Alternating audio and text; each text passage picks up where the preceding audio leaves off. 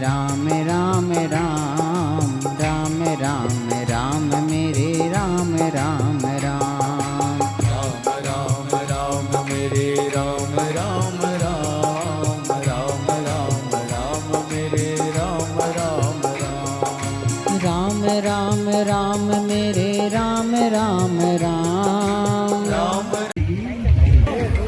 आप तो मेरा मिथ्या नहीं होगा, सत्य ही होगा, लेकिन जो भी करेंगे गुरु ही करेंगे। जा तू गुरु के पास है, मैं कुछ नहीं है, मेरा तो श्याप हो गया। तो गया गुरु के पास है। कौन गए? नारद जी। नारद जी जाके गुरु जी से प्रार्थना की कि गुरु जी, मैंने आपको तो गुरु बनाया, लेकिन मैंने जो देखा परिस्थिति, आपने हाथ में जो था बीड़ी फूक रहे थे, मैं जिस प्रकार का आपसे हमारी बातचीत हुई, इसी उद्देश्य से मैं जो देखा इसी बात मैंने भगवान विष्णु को बताया। तो बोले तू गुरु निंदा किया है, ऐसा सोच के मुझे शाप दे दिए, और गुरुदेव आप ही कृपा करो, मुझे रक्षा करो, मुझे 84 लाख योनि में भटकने के लिए शाप दे दिए जन्म मृत्यु चक्कर में। तो गुरुजी बोले चिंता मत करना बेटा, गुरु किस लिए है, इसलिए तो मैं तुझे 84 लाख योनियों से मुक्ति दिलाऊंगा। तू जाके फिर भगवान विष्णु के पास जाओ, बोलो कि आपकी 84 लाख योनियों का नक्शा बना के दो, नक्शा बना के दो। तो मेरे गुरुजी बोले हैं। तो आए विष्णु के पास है। विष्णु के पास आके बोलते प्रभु जी, आप तो श्राप दे दिए 84 लाख योनियों में जाने के लिए। तो मेरे गुरुदेव को बोला हूँ, मेरे गुरुदेव बोले चिंता मत करो, जाके विष्णु जी से 84 लाख योनियों की नक्शा बना के ले आओ, मैं तुझे मुक्ति दिलाऊंगा। ऐसा करके बोले है, आप नक्शा बना के दो। तो भगवान ने अपना 84 लाख योनियां जो होते हैं ना जीव जंतु, सारे योनियों का नक्शा बना के नारद जी को दिए। नारद लाके गुरु को दिखाए। गुरु क्या किया, नीचे मैप को, मैप होता है ना नक्शा जो, वो चित्र जीव जंतु का, उसको रख दिए। और नारद जी को बोले बेटा तू चिंता मत कर, इसके ऊपर लोटपोट हो जा। लोटपोट हो गया। होने के बाद फिर बोलते हैं कि जा भगवान विष्णु को बोल देना मेरे गुरुदेव मुझे 84 योनि में नरक से उद्धार कर दी, मुक्ति दिला दी, जाके बोलना। तो फिर नारद जी गए, नारद जी वैकुंठ में गए, विष्णु जी को प्रणाम करके प्रभु आपने तो श्राप दिया था, आपने श्राप दिया था 84 लाख योनियों में जन्म मृत्यु में भटकते रहेंगे, लेकिन मेरे गुरुदेव बोले कि भगवान को बोल देना मैं तुझे 84 लाख योनियों से मुक्ति दिला दिया करके। तो भगवान जब सुने खुश होके बोले बेटा तू जिसको बोल रहा था ना मच्छी मार है, बीड़ी फूकता है, वो तेरी परीक्षा के लिए मैंने लिया था, वो कोई दूसरा कोई नहीं था, वो मैं ही था। वो जो गुरु बन के आया था तेरे सामने तो दूसरा कोई नहीं था, मैं ही था। तो मेरा मैं ही, मुझे दूसरा कोई नहीं कर जान सकता है, मैं जितना जान सकता हूँ दूसरा कोई नहीं जान सकता है। इसलिए ही मैं ही गुरु के रूप में शिष्यों को मार्गदर्शन देने के लिए मनुष्य रूप में अवतार लेके जाता हूँ और मार्गदर्शन देके जीवों को कल्याण करता हूँ। इसलिए गुरु को कभी साधारण मत समझना, गुरु मैं ही हूँ। इसलिए कहते हैं गुरु ब्रह्मा गुरु विष्णु गुरुदेव महेश्वर गुरु साक्षात पर ब्रह्म तस्मै श्री गुरुवे नमः। इसलिए ब्रह्मा विष्णु महेश तीनों ही गुरु रूप में आते हैं। तो प्रत्येक मनुष्य को अपने अपने जीवन में ब्रह्मज्ञानी महापुरुष को गुरु बना के और उनके मार्गदर्शन में चलेंगे तो हमारी कल्याण होगा। और हमको जो मनुष्य शरीर मिला है ये 84 लाख योनियां भटक भटक की 200 करोड़ वर्ष के बाद एक बार मनुष्य शरीर मिलता है। और ऐसे ही मनुष्य शरीर में क्षण भंगुर है, कभी मर मिट जाएंगे कोई भरोसा नहीं है। ट्रेन का टाइम टेबल है, बस का टाइम टेबल है ना, सबका टाइम टेबल है, हवाई जहाज का भी टाइम टेबल है, लेकिन मनुष्य के प्राण छूटने की कभी कोई टाइम टेबल नहीं है। बच्चा भी मर जाता है और जवान भी मर जाते हैं और बूढ़ा बूढ़ी होने से तो मरेंगे ही मरेंगे। इसलिए मरने से पहले हम कहाँ से आए हैं, कहाँ जाना है, भगवान क्या, हम क्या, ये ज्ञान पाके मुक्ति होने के लिए भगवान ने मनुष्य शरीर दिया है और मुक्ति केवल ब्रह्मा ज्ञानी सदगुरु दे सकते हैं।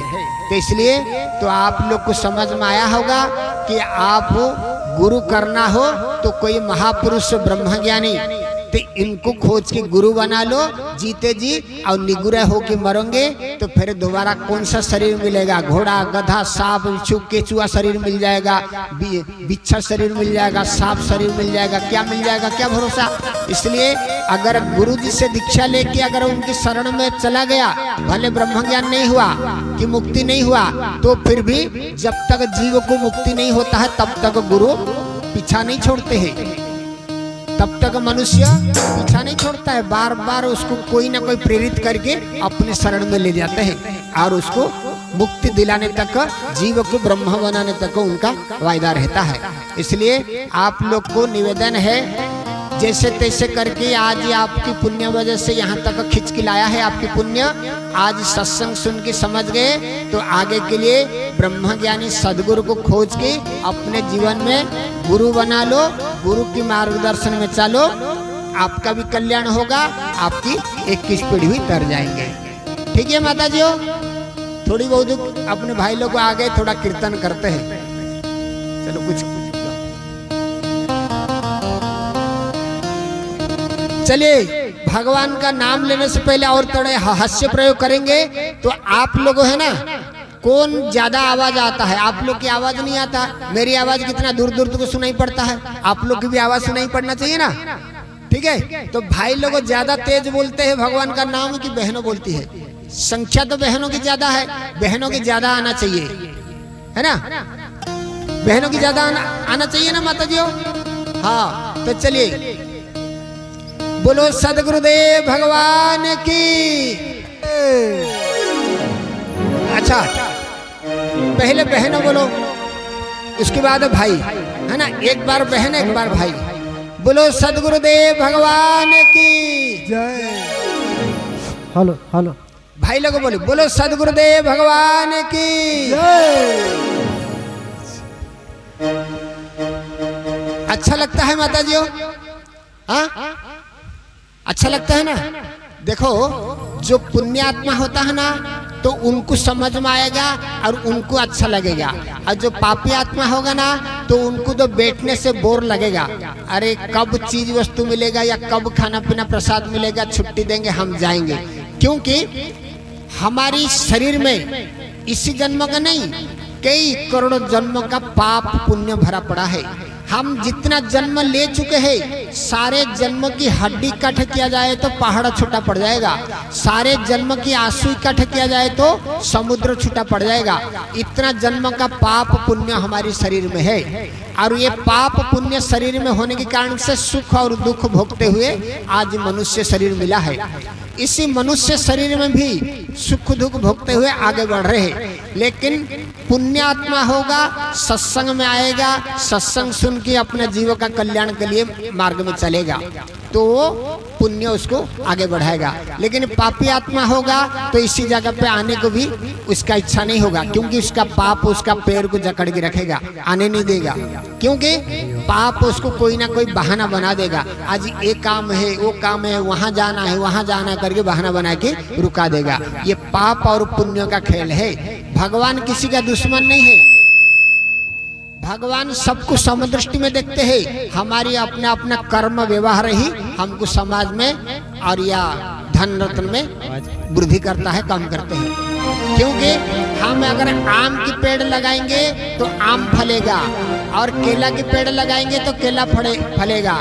अगर बबूल का पेड़ है, जानते हो ना, कांटा कांटा, ये अगर लगाएंगे कांटा ही मिलेगा, कोई फल नहीं मिलेगा। लेकिन दुनिया वाले आज सब लोगों बबूल का बगीचा बनाते हैं और चाहते हैं आम मिले, केला मिले, नहीं मिलने वाला है। लेकिन आम की पेड़ लगाओ, नारियल की पेड़ लगाओ तो आपको आसान से फल मिलेगा, खाओगे, खुश रहोगे। इसलिए अच्छा कर्म करो। जितना आप जो परिस्थिति में हो उसी परिस्थिति में रह के भगवान को धन्यवाद दो कि भगवान आपकी कृपा से मुझे मनुष्य शरीर मिल गया है। ये मनुष्य शरीर में मेरे द्वारा जो अच्छा काम हो मुझे ऐसा सद्बुद्धि दे। तो भगवान सद्बुद्धि देते हैं तो अच्छा काम कर पाता है मनुष्य। और जिसके अंदर दुर्बुद्धि रहेगा, भले कितना करोड़पति लोग है, धर्म कर्म पुण्य कर्म नहीं कमा सकता है, पुण्य कर्म नहीं कर सकता है। इसलिए सद्बुद्धि मांगो भगवान से कि हमको अच्छा बुद्धि दो। इसलिए आप लोग को यहाँ पुण्य की वजह से आए हो तो पुण्यात्मा हूँ, पुण्यात्मा जीव ही भगवान का नाम लेके खुश होगा। अब पापी आत्मा को मुंह से निकलेगा नहीं, बोर होगा, अब बोलेगा कितना जल्दी छुट्टी हो और हम जाए। तो आप लोगों तो कोई पापी आत्मा नहीं हो ना माता जी हो, सब पुण्यात्मा हो तभी तो आप आए हो। तो इसलिए चलो और एक बार कीर्तन करते हैं और एक राम नाम लेके हाथ ऊपर करते हैं, है ना। सियावर रामचंद्र की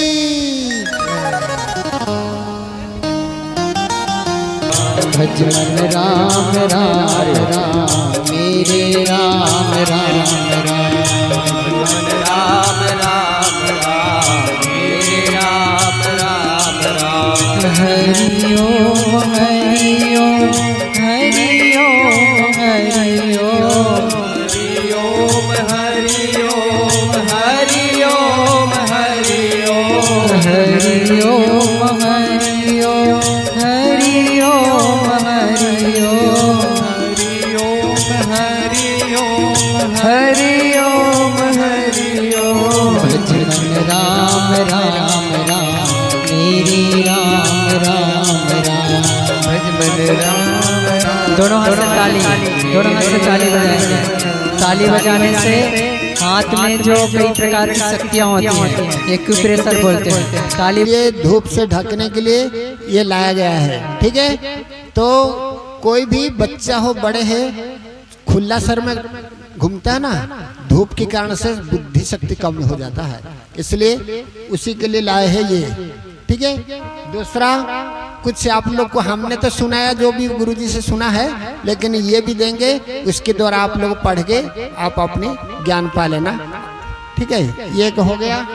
तीसरी बात है, ये भी है, ये चॉकलेट है ना, तुलसी में बनाया हुआ है, और वो खाने से जैसे कभी कुछ खा लिया, पेट में अपच हो गया, अर्जन हो गया, तो ये खा लिया तो पच जाता है, स्वादिष्ट भी है। और बच्चों को जो बाजार का देते हो ना, उसमें तो उचित नहीं है, दांत में कीड़ा हो जाता है, और वो केमिकल का चीज वस्तु कुछ ऐसा डालते हैं, वो ठीक नहीं है। लेकिन ये आयुर्वेदिक चीज में बना हुआ है, जड़ी बूटियों में डाल के तुलसी भी पड़ा है, इसलिए तुलसी का चॉकलेट भी है। और साथ साथ है धूप से तो बचने के लिए ये भी, ऊपर से धूप से बचने के लिए ये, नीचे से भी तपने के लिए ये, ठीक है। और ठंडा ठंडा पानी पीना है ये।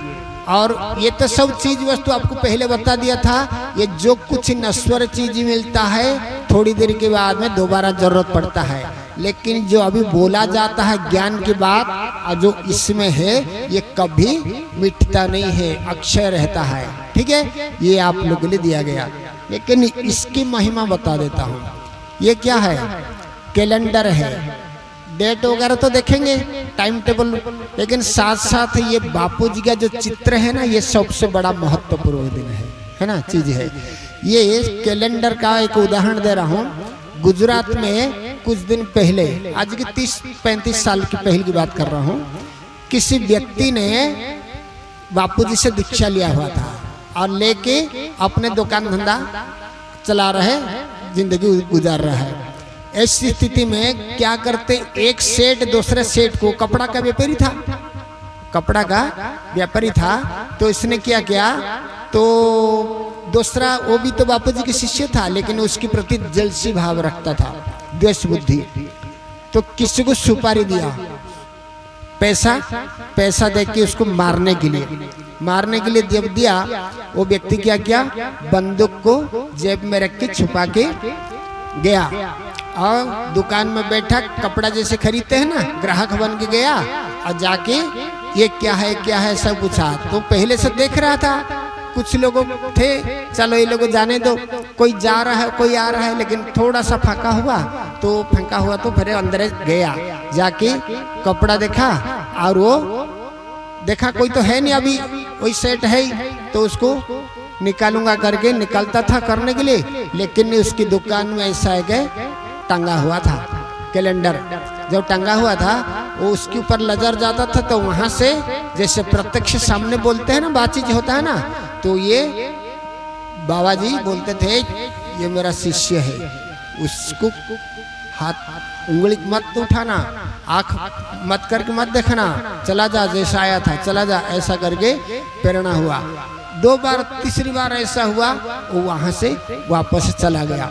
जाने के बाद उसके नंबर रखा था, मोबाइल नंबर, फिर कुछ दूर से जाके फोन कर, आजकल तो मोबाइल आ गया, उस समय मोबाइल था नहीं, लैंडलाइन था, उसके नंबर में फोन करता है, बोलता है सेठ जी पहचाने हो? बोला नहीं। बोला अभी तो आया था मैंने आपकी दुकान में। बोला हाँ हाँ अभी तो आया था, हाँ कपड़ा तो लिया नहीं, ऐसे ही चला गया, क्या हुआ? बोला मैं कपड़ा खरीदने के लिए नहीं आया था, मैंने तो आया था, मेरे को किसने पैसा दिया था आपको उड़ाने के लिए, लेकिन जो आपकी दीवार में टंगा है ना कैलेंडर, वो बाबा कौन है? वो बाबा मेरे को बार बार बोलते थे कि ये मेरा शिष्य है, उसको कुछ मत कर, चला जा चला जा, नहीं तो तेरा भला नहीं होगा। इसलिए तो मैं तो चला आया, लेकिन ये बाबा को मैं भूल नहीं पाता हूँ, बाबा की शरण में जाऊंगा। क्या है, कौन है बाबा, कहाँ रहते हैं? तो बताया ये मेरे सदगुरुदेव संत श्री आसाराम जी बापू है। तो वो भी अपना वो गलत कर्म छोड़ के ब्रह्मज्ञान की शरण में चला गया और अपने भाग्य बनाया। तो वैसा ही एक नहीं अनेक, ये भी एक लकेट है ना। तो किसी ने किसी परिवार में दीक्षा लिए हुआ था, पति पत्नी बच्चे सहित, है ना, बच्चा तो छोटा था। तो उस समय सेठ लोग होते हैं ना, आजकल हम लोग का तालाब है, तालाब तरते हैं, लेकिन सेठ लोगों कोई तालाब में नहीं तरते, उनका स्विमिंग पूल रहता है, पैसा बंधा रहते हैं, तो वो लोग जाते हैं तरते हैं, पानी में डुबकी मारते हैं, नहाते हैं, आते हैं। तो स्विमिंग पूल में पैसा बंधा हुआ था, तो लड़का रोज जाता था और लोग रहते थे, तरना तो आता नहीं था लेकिन ऐसे ही तरता था। और उस स्विमिंग पूल का है ना जो बनाया हुआ व्यवस्था ऐसा धीरे धीरे स्लोप हो कि अंदर गहरा होता है। तो उस दिन जो गया था तरने के लिए, दूसरा कोई था नहीं, सिखाने वाला भी नहीं था, और वो अकेला तर रहा था पाइप को पकड़ पकड़ के। धीरे धीरे करके पैर जो है ना तरते तरते आगे चला गया अंदर। जैसे अंदर गहरा में चला गया, डूब रहा था, तो डूब रहा था तो ऐसी स्थिति में तो क्या आया, पानी पी रहा है, डूब रहा है, मरने की स्थिति में आ गया। तो ऐसी स्थिति में पुकारा, क्या हुआ? तो उसने वो बच्चा एक लकेट अपने गला में धारण किया था, समझ रहे हो? ये अपने हिंदी में क्या कहते हैं, ताबीज कहते हैं। लकेट है ना, कोई किसी को तंत्र मंत्र हो जाता है ना, बेगा लोग ताबीज देते हैं ना, जड़ी बूटी भर के कुछ ताबीज देते हैं, है ना। तो उसमें जैसे भूत प्रेत से कोई डाकिन शकिन या जादू टूना से बचाने के लिए ताबीज गले में धारण करते हैं, तो ऐसा ही ताबीज का काम करता है ये लकेट, हर कोई प्रकार का रक्षा करता है। तो लड़का जो है ना गले में धारण किया था। जब धारण किया था तो जब डूब रहा था ना, तो उसके माता पिता उसको बता के रखे थे कि बेटा बापू जो है ना कोई साधारण मनुष्य नहीं है, भगवान ही अवतार लेके आए हैं कलयुग में, इसलिए कभी भी कोई प्रॉब्लम आएगा ना उनको पुकारना, वो रक्षा करेंगे। तो ऐसा बोल रखे थे। तो बच्चा जब डूब रहा था उस समय तो याद आया माता पिता की, उसका माँ बोल रखी है ऐसा। तो उस समय लकेट को अपने गले में जो पकड़ा पिरा था उसको पकड़ के बोलता है बापू बचाओ, बापू बचाओ। तो ऐसी स्थिति में कहां से एक अदृश्य शक्ति आके उसको उठा के किनारे कर दिया और पाइप को पकड़ा दिया। तो पाइप को पकड़ के धीरे धीरे बाहर आ गया। बाहर आने के बाद जब वो अवतरा नहीं, डूब रहा था, बच के चलाया। आने के बाद घर में अपने माता पिता को बताया कि पिताजी माताजी मैं ऐसे डूब रहा था, और जब मैंने बापूजी को पुकारा ना तो कोई मेरे को उठा के लाके किनारे कर दिया, लेकिन देखा तो कोई तो बाहर दिखे नहीं, लेकिन वही बापू होगा, मुझे किनारे कर दिए, मैं बच गया। तो माता पिता की तो दिल गदगद हो गया, रो पड़े। लेकिन समय आया कि सूरत आश्रम में अहमदाबाद में शिविर लगता है, तो बच्चा माँ बाप सब शिविर में गए थे। 3-4 दिन का रहता है कार्यक्रम, तो वहीं रहना खाना सत्संग सुनना। तो शिविर में जो सत्संग में गए थे, बापू ऐसा व्यासपीठ में बैठे रहे थे, लोग ऐसे आगे दर्शन कर करके किनार किनार जाते थे। मैंने 10-15 फीट अंतर में दूर से ही लोग दर्शन करके जा रहे हैं लाइन में, हजारों लाखों की संख्या में भीड़ होता है। तो भाइयों की तरफ भाई लोगों, बहनों की तरफ बहनों, तो उसकी माँ भी है साथ में, लेकिन बहनों की तरफ लाइन में आ रही है दर्शन करने, और लड़का भाइयों की तरफ लाइन में आ रहा है दर्शन करने। तो जैसे लड़का आया नजीक में, दर्शन हुआ तो बापूजी की नजर पड़ा, तो बापूजी तक उसी समय तक ना उसके माँ, ना उसका बाप, ना वो खुद कोई वही बात नहीं पहुंचाया था कि मैंने डूब रहा था आपने बचाया। लेकिन बापूजी खुद बोले कि क्यों तू डूब रहा था, पुकारा, मेरे आने में देर किया। तो बच्चा समझ गया कि हमने तो कोई नहीं बोला है बापूजी को कि हमने बापू आपका नाम लिया तो कोई आके हमको बचा दिया ऐसा। लेकिन बच्चा समझ गया ये जो गुरु होते हैं, बापू होते हैं, कोई साधारण व्यक्ति नहीं है, वो घट घट की वासी है, अंतर्यामी है, सबके दिल में विराजमान है, सब वही कर रहे हैं। उनकी पत्ता की, उनकी सत्ता के द्वारा एक पत्ता भी हिलता नहीं है, वही अंतर्यामी भगवान ही गुरु रूप में आए हैं। तो इसलिए वो समझ गया कि हमारी माताजी भी नहीं बोली, पिताजी भी नहीं बोले, मैं भी नहीं बोला, बापूजी खुद बोल दिए तू डूब रहा था, पुकारा मेरे को, मैंने देर किया क्या ऐसा। तो इसलिए कि ये लकड़ भी दिया जाएगा, तो आप लोग को इस लकड़ को बच्चों को पिराना और कैलेंडर को घर में टांगना, रोज दर्शन करना। दर्शन करके तो आप लोग को अगर चलोगे तो समझो कि आपके जीवन में 4 चांद लग जाएगा। और एक बात बता रहा हूँ, आपके जीवन में कुछ उपयोगी बात, मनुष्य जीवन मिला, पशु जैसे मत रहना, कुछ ना कुछ अपने जीवन में नियम लेना। मैंने आप लोग को बोला था ना, आज दान करना चाहिए। दान करने के लिए तो हमारी सेवाधारी जो भी आए हैं आप लोग को देने के लिए, लेकिन आप लोग भी कुछ दान करके जाना। किसको? गुरु जी को। ठीक है, गुरु जी को दान करके जाओगे, सबसे बड़ा पुण्य यही होता है। कहते हैं भोजन खिलाओगे ना, तो 10 गृहस्थी को भोजन खिलाने से, 10 व्यक्ति को, गृहस्थी लोगों 10 लोग को खाना खिलाओगे तो जितना पुण्य होता है ना, एक ब्राह्मण को खाना खिलाने से इतना पुण्य हो जाता है। ठीक है, 10 ब्राह्मण को खाना खिलाने से जितना पुण्य होता है ना, केवल एक साधु, जैसे ये लोग हम लोग रहते हैं ना आश्रम में, एक साधु को खाना खिलाने से इतना पुण्य हो जाता है। और 10 साधु को खाना खिलाने से जितना पुण्य होता है ना, तो एक केवल सन्यासी को खाना खिलाने से इतना पुण्य होता है। और 10 सन्यासी को खाना खिलाने से जितना पुण्य होता है, एक ब्रह्म ज्ञानी को खाना खिलाने से इतना पुण्य हो जाता है। मतलब एक उदाहरण दिया खाना खिलाने के, माने एक ब्रह्म ज्ञानी को आप भोजन करा दो तो 10,000 गृहस्थ को खाना खिलाने के बराबर पुण्य मिल जाता है। आई बात समझ में? 10,000 गृहस्थ को खाना खिलाने से जितना पुण्य होगा, एक ब्रह्म ज्ञानी को खाना खिलाने से इतना पुण्य हो जाता है। तो इसलिए तो आपको जो दान देना के लिए बोल रहे हैं, हमारी सेवाधारी तो आपको देंगे कुछ ही, लेकिन आप लोग को हमारी गुरुदेव को कुछ दान दे के जाना। क्या दान? मैं पहले से बोल रखा हूँ, पैसा कौड़ी की दान नहीं, मैं जो बोलूंगा वही दान, वचन की दान देना। ठीक है, वो वचन की दान दोगे तो आपके जीवन में 4 चांद लग जाएगा। क्या वचन है? आपके अंदर जो कुछ भी दुर्गुण होगा ना, आपके अंदर जो भी दुर्गुण होगा कि मेरा ये आदत बन चुका है, इस आदत को यहाँ छोड़ के जाना गुरु जी के सामने। कोई गुड़ा को घसता है, कोई शराब पीता है ना, कोई गाली गलौज करता है ना, कोई झगड़ा करता है बिना मतलब की, जो भी दुर्गुण होगा, ये दुर्गुण चीज को आज अक्षय तृतीया के दिन दान कर देना गुरु जी को, है ना।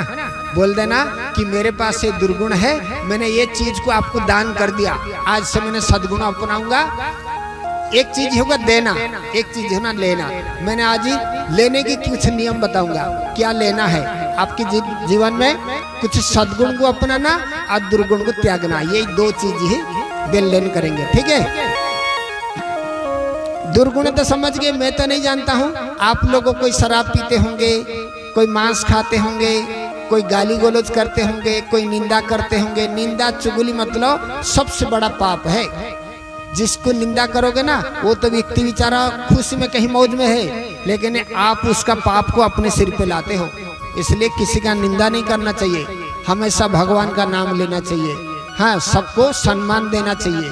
ये करोगे तो आपका भी भला होगा और जिसको सम्मान दोगे वो आपका गुलाम बन जाएगा। तो आप किसको अच्छा काम करोगे, खिलाओगे पिलाओगे सम्मान दोगे तो आपको दुश्मन मानेगा क्या? दुश्मन नहीं मानेगा, दोस्त मानेगा। तो इसलिए खुद अमान रहेगी, सामने वाला को सम्मान देना और खुद कष्ट सहना, सामने वाले को सुख सुविधा देना।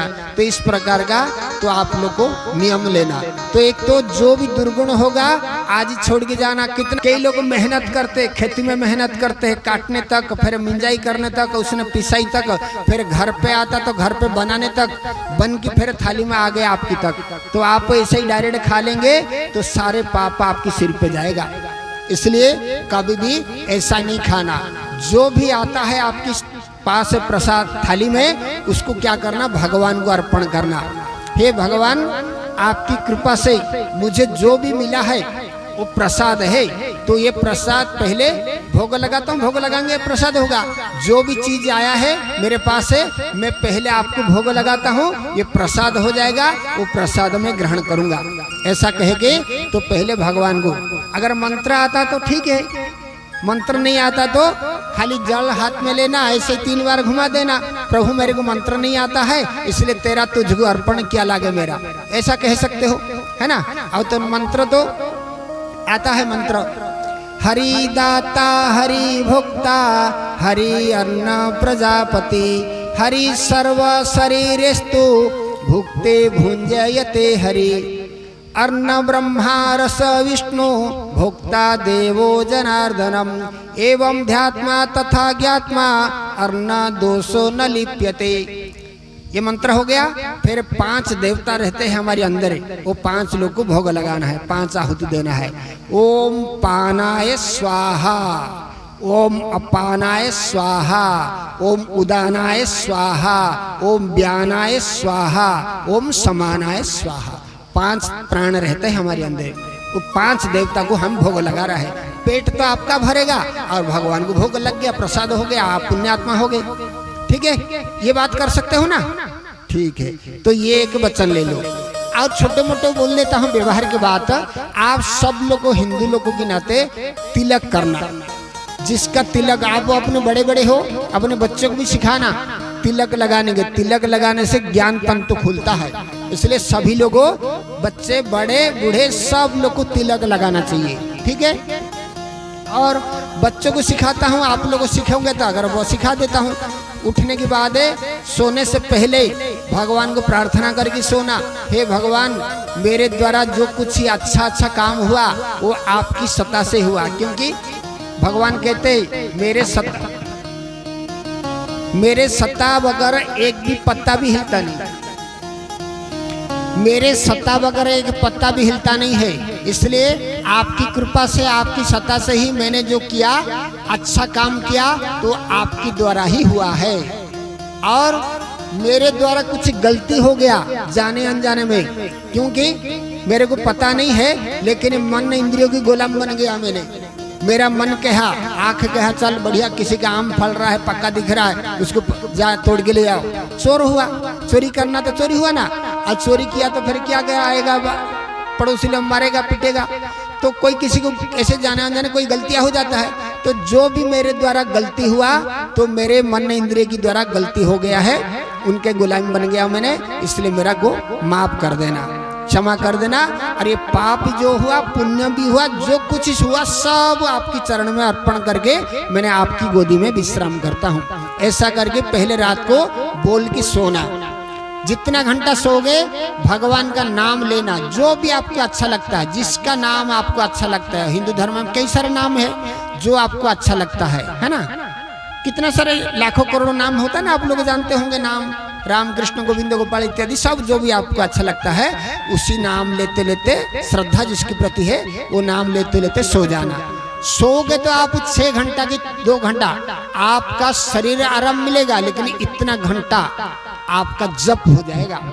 आप 6 घंटा सोगे ना, 6 घंटा माला करेंगे, जैसे हम लोग माला करते बैठ के 6 घंटा माला जप करने से जितना पुण्य मिलेगा, आप लोगों आराम से सोओगे हाथ पैर पसार के, लेकिन 6 घंटा जप का पुण्य मिल जाएगा आपको।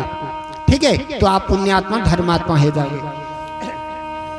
तो इसलिए सोने की बाद उठोगे, जब उठोगे स्नान करने का कहते 4 प्रकार का होता है, ऋषि स्नान, देव स्नान, मानव स्नान, दानव स्नान। इसलिए 4 से पहले उठ जाना चाहिए मनुष्य को। उठ के क्या करना है, तुरंत बिस्तर नहीं छोड़ना, भगवान को प्रार्थना करना, हे भगवान मेरे को आज ऐसी सद्बुद्धि देना कि अच्छा काम करूं, ऐसा भावना करके दोनों हाथ को रगड़ना, दोनों हाथ रगड़ रगड़ के, अगर कोई तकलीफ होगा ना, शरीर पीड़ा, तो उसी जगह पे लगाओगे तो तकलीफ दूर हो जाएगा। लगातार करोगे कुछ दिन तो वो बीमार भी दूर हो जाएगा।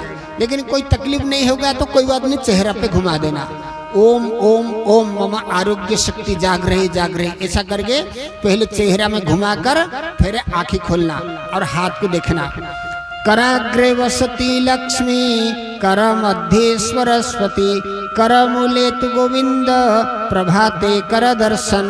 तो अपने हाथ में भी लक्ष्मी, सरस्वती और भगवान विष्णु तीनों का दर्शन करना और कहना मेरे हाथ में अच्छा काम होने देना, मेरे हाथ में कोई बुरा काम होने मत देना। ठीक है, ये हो गया। फिर दूसरा क्या करना है, तुरंत बिस्तर छोड़ना चाहिए, धरती माता है उनको प्रणाम करना चाहिए। इसलिए अपने हाथ, उनकी पैर धरती में रखने से पहले हाथ को धरती में लगाकर प्रार्थना करना। समुद्र वसने देवी पर्वत स्तन मंडले, विष्णु पत्नी नमस्तुभ्यम पाद स्पर्श क्षमस्व में। ये मंत्र बोल के फिर प्रणाम करना। फिर उसके बाद पैर रखना। पैर रखोगे तो श्वास देखना, दोनों नाक से कौन सा श्वास चलता है। अगर जो नाक में 2 नाक है ना, जिसमें श्वास चलता है ना ज्यादा, उसी पैर को पहले धरती में रखना और उसी पैर को आगे बढ़ाते 2-3 कदम चलना। तो इस प्रकार का करना। फिर नहा धो लेना, ब्रश, पानी पी सकते हो ना। अगर सुबह सुबह उषा पान कहते हैं, उषा पान के कारण से अगर 1.25 लीटर पानी पी सकते हो तो शरीर के लिए जितना आवश्यकता है खून के लिए वो पानी रखेगा, शरीर का गर्मी भी उतार देगा, शरीर तो स्वस्थ रहेगा। 200 प्रकार का बीमार दूर होता है 1.25 लीटर पानी पीने से। खाली पानी पीने से कई प्रकार का दूर हो जाता है रोग, है ना। तो इसलिए तो आप 1.25 लीटर पानी पी सकते तो बहुत अच्छी बात है ना। देख लेना आप लोग पी सकते हो तो, नहीं तो पीना चाहिए। तो पानी पी लेना। पानी पीने के बाद थोड़ा इधर उधर टहलना, फिर नहाना धोना, फ्रेश होके नहा धो के आने के बाद आपकी पूजा स्थान होगा ना, पूजा स्थान में बैठ के जो भी श्रद्धा है भगवान को दिया बत्ती करके प्रार्थना करना, हे भगवान मुझे आज सद्बुद्धि देना, मैंने जो भी करूँगा आपकी कृपा से, आपकी कृपा से करूँगा और आप जो है मेरे द्वारा अच्छा काम कराना। ऐसा करके सद्बुद्धि मांगना। फिर क्या करना, जब दिन हो जाएगा ना तो भगवान सूर्य को 1 लोटा जल चढ़ाना। जल चढ़ाते तो होंगे ना आप लोग, हिंदू लोग तो हो तो करते होंगे। जल चढ़ाना, जल चढ़ाने से सूर्यदेव आरोग्य दाता भी है, बुद्धि दाता भी है। तो इसलिए वो आपका सद्बुद्धि देंगे और आपका शरीर को तंदुरुस्त रखेंगे। ठीक है, एक तो ये बात हो गया। और 1 लोटा लाके किसको, तुलसी माता को 1 लोटा जल चढ़ाना, ताकि तुलसी माता भी प्रसन्न रहती है। जिसको माता तुलसी माता की कृपा से घर में धन रत्न परिपूर्ण होता है, शरीर स्वस्थ रहता है। और 5-7 तुलसी पत्ता भी खाना, ठीक है। लेकिन रविवार को नहीं खाना चाहिए तुलसी पत्ता, और तोड़ना भी नहीं चाहिए। संक्रांति, अमावस्या, एकादशी, द्वादशी, है ना, पूनम, ऐसे दिन में तुलसी पत्ता नहीं तोड़ते हैं। तो इस प्रकार का करोगे और तिलक लगाओगे। सब लोग तिलक लगाना, इतना आप जीवन में उपयोग में लाना तो भगवान ऑटोमेटिक सब कुछ सद्बुद्धि देंगे। और अच्छा आप लोग भी घर पे बैठे बैठे महात्मा बन जाओगे, धर्मात्मा बन जाओगे, साधु जैसे, महापुरुष जैसे हो जाओगे। घर बार छोड़ने की जरूरत पड़ेगा नहीं, केवल सद्गुण को अपनाने से ही साधु बनता है। हमारी ये लोग सब साधु जैसे है जो आए हैं बहनों सेवा करने के लिए।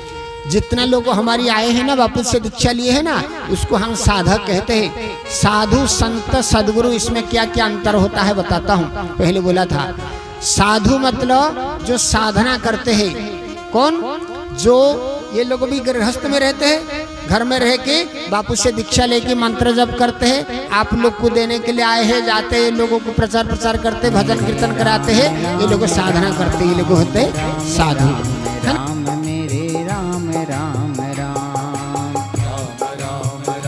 मेरे राम राम राम राम राम राम मेरे राम राम राम राम राम मेरे राम राम राम राम राम राम मेरे राम राम राम राम राम मेरे राम राम राम राम राम राम मेरे राम राम राम राम राम मेरे राम राम राम राम राम मेरे राम राम राम मेरे राम राम राम राम राम मेरे राम राम राम राम राम मेरे राम राम राम राम राम राम मेरे राम राम राम राम मेरे राम राम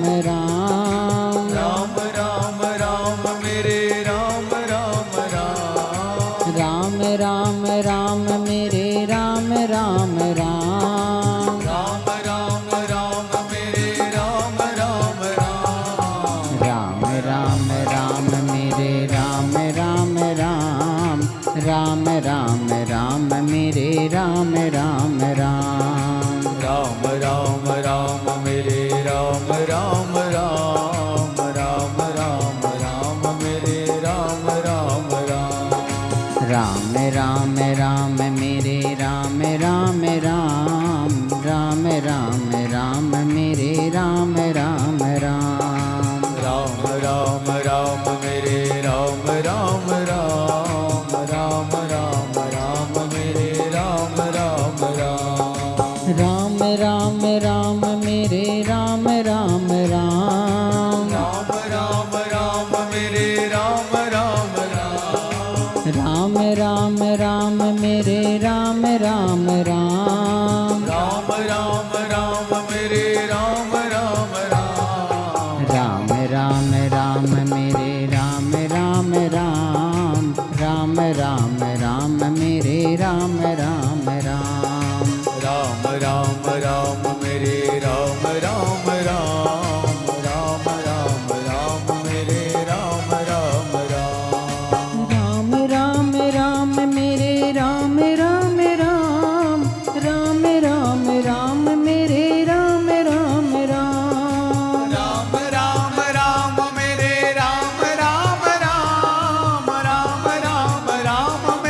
राम राम राम मेरे राम राम राम राम मेरे राम राम राम मेरे राम राम राम राम राम राम मेरे राम राम राम मेरे राम राम राम राम मेरे राम राम राम मेरे राम राम